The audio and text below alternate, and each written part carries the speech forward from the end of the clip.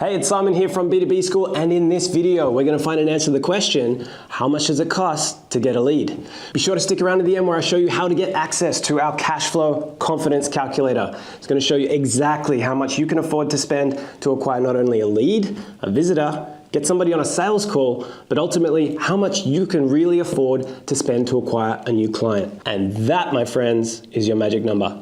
Let's cut over to James. He's going to take you right through it. Let's get into it.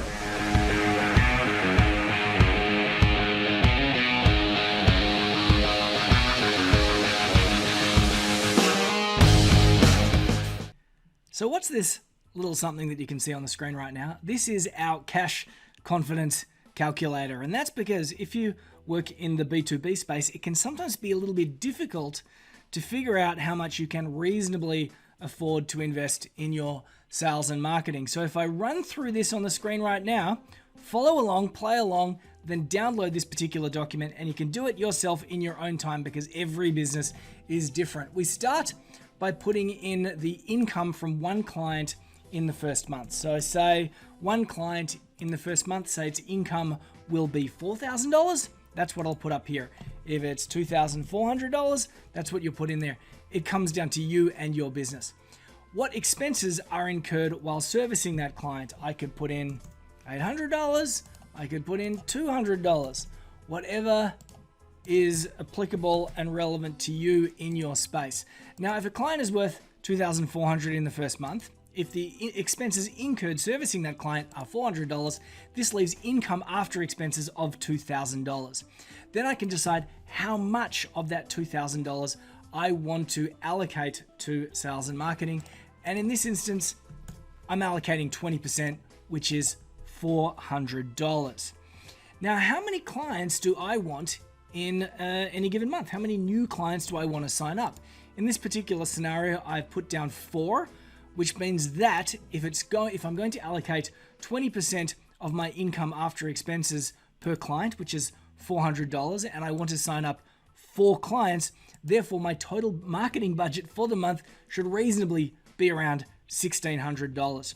Now, that might be a lot in your world. It might not be much at all, but I want to remind you, if you do sign those 4 clients after pulling together this particular analysis, in this particular scenario, total revenue after marketing costs is $8,000 after an expenditure of $1,600. Not bad. This is a great place to start to get your cash confidence back. Now let's talk about getting you a return on investment. There are always going to be stages and steps to any given sale if you sell a complex product or service. Usually in most scenarios, you are going to need to have a conversation with a customer or client. How many conversations do you need to have in order to sign just one client? In most industries, it's going to be somewhere around 1 in 4 meetings or 1 in 5 meetings. So if it's going to be 1 in 5 meetings, that would be a conversion of 20%. If it was going to be 1 in 4 meetings, that would be a conversion rate of 25%.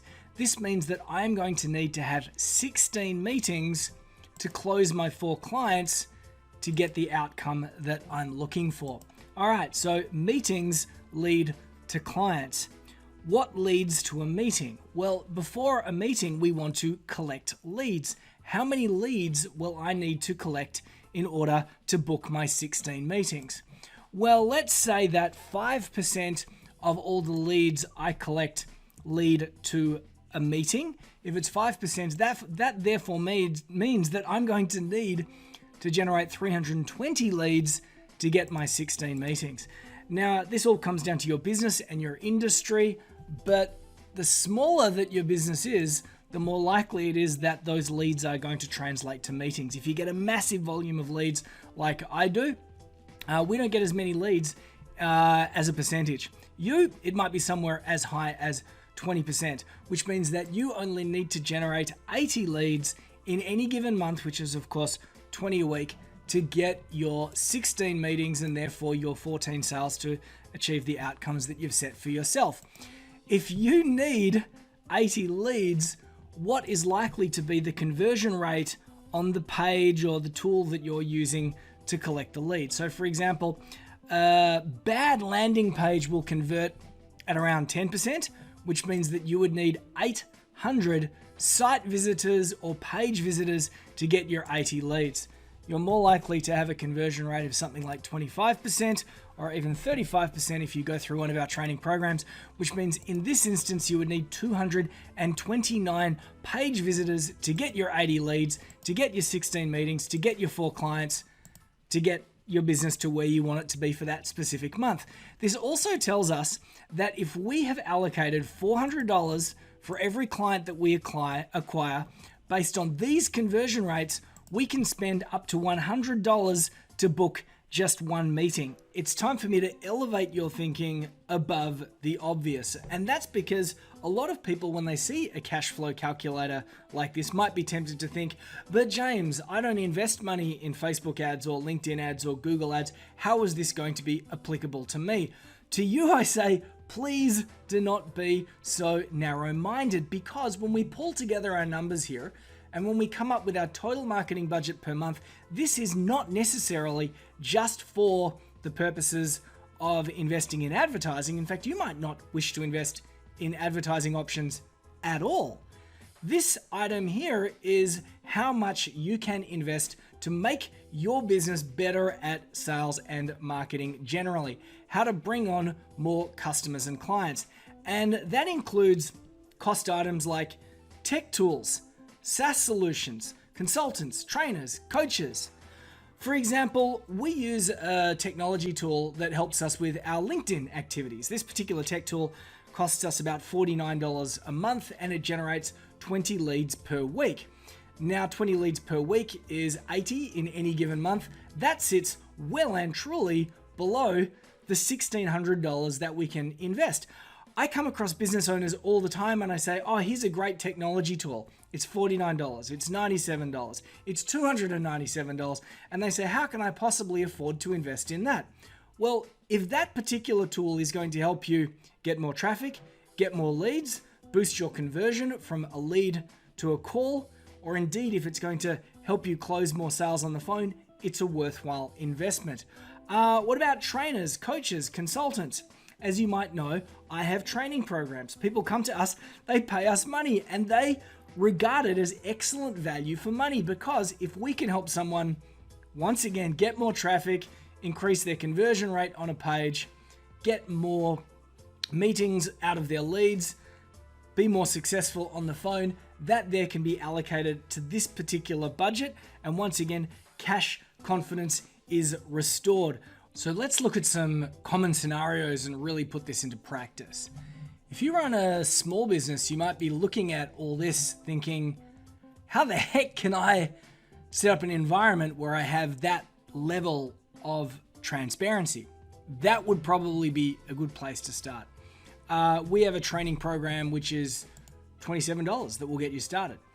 If you're a more advanced organization, we have a training program that's $997. If you're a larger organization, you might want to invest in perhaps some ongoing support and the skills of a consultant. When it comes to technology, setting up the basic building blocks for something like this to kick things off, we would recommend the standard plan for b2b-io. Go check it out. Or the advanced pro plan if you're a larger company, or indeed the setup plan if you're even bigger again. Skills and training. Now, if you're just starting out, we recommend micro gambles. That's where you just invest in different types of training with different people. The downside is that you don't know what you're going to get. The upside is that you learn with every step of the way. We have an ongoing training program, which is about $220 a month, and then larger ones as well too, which are about, not that big, about that big. Advertising. Now at this point, you might have noticed that we've got our total expenses adding up. We've got our allocated expense, which is up here, and then that's how much available funds we have. So in this particular scenario, there is still like $1,000 left over there for advertising if you wanted to go down that path. But you know what? If you're starting out, once again, a micro gamble, $250 on LinkedIn can go a long way. Staff, you probably don't need any staff at this particular point. A little bit larger, you might want to spend, say, $1,000 on ads and $800 a month $20 a week for some outsourced support is not a bad thing to do. And now we're going to look at spending some real money on advertising, $3,000. And if you really wanted to recruit someone, $7,200.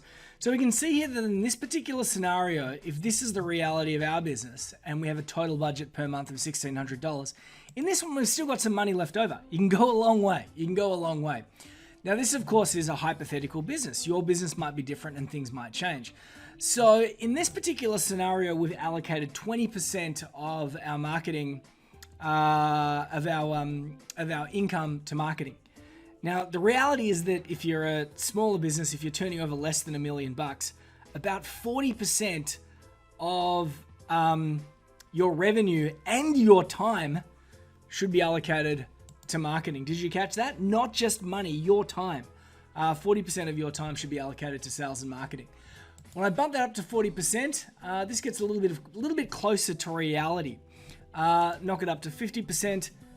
And here we are. Suddenly, in this particular scenario, we have available funds to invest in our sales and marketing because we're allocating 50% of our revenue from the first month to sales and marketing. In another scenario, if 40% is a little bit too rich for your blood, if you're a medium business, it might be that you want to generate 8 clients per month and the numbers change again.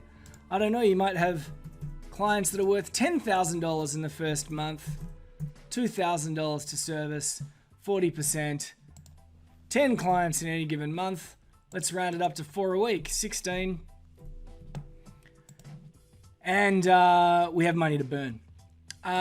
Once again, every business is going to be different. So you need to complete this on your own, download the tool, fill out the fields, tappity, tappity, tappity, tap, and then apply it to your business and your circumstances. You need to ask yourself, what's realistic in my environment? How much is a client worth? How much is it going to cost me to service that client? How much am I willing to allocate of my income after expenses to that particular client? And how many clients do I want to sign in any given month? Once you put your basic budget in here, you can see whether you can afford to invest in sales or marketing. Once again, that's more cash confidence. And as well too, here you can see what's working, what's not working, areas that you might need to improve, areas that are worthwhile investing in. There you go. That's our cash confidence calculator. Bye for now. So as I mentioned in the beginning of this video, I want to show you how to get access to our cash flow confidence calculator. It's going to show you exactly and with confidence how much you can afford to spend to acquire a new client. If you're interested in getting that, check out the link below. If you like this video, click the like button to let us know, and we'll be sure to get more content like this out to you. And finally, if you want to get more tips, tactics, and strategies like this to grow your B2B business, then hit that subscribe button, smash the bell notification so you don't miss anything, and I will catch you in the next video.